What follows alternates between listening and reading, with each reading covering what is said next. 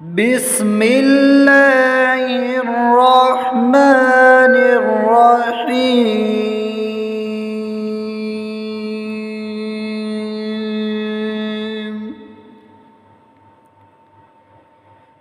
يا أيها الذين آمنوا كلوا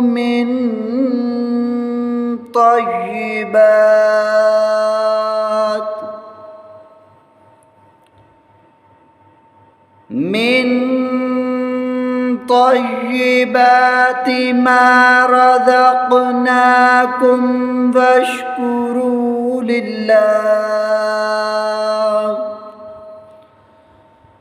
واشكروا لله إن كنتم إياه تعبدون.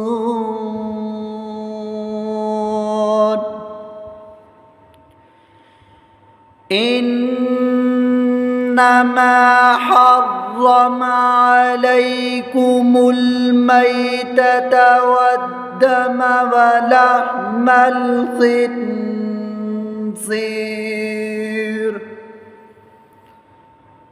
ولحم الخنزير وما أهل به لغير الله، فمن اضطر غير باغ ولا عاد فلا إثم عليه، إن الله غفور رحيم.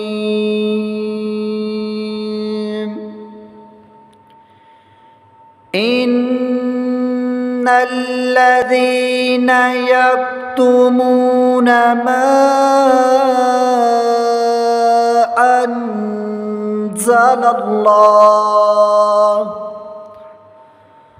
أنزل الله من الكتاب ويشترون به ثمنا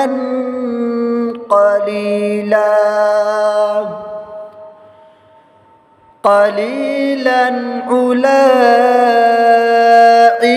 ما يأكلون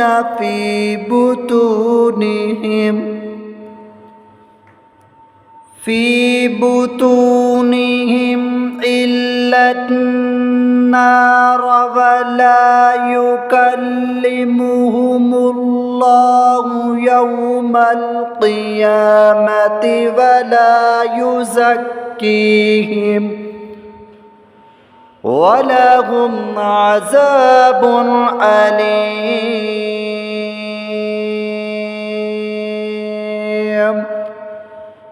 أولئك الذين اشتروا الضلالة بالهدى فالعذاب بالمغفرة، فما أصبرهم على النار، ذلك بأن الله نزل الكتاب بالحق وإن الذين اختلفوا في الكتاب لفي شقاق بعيد.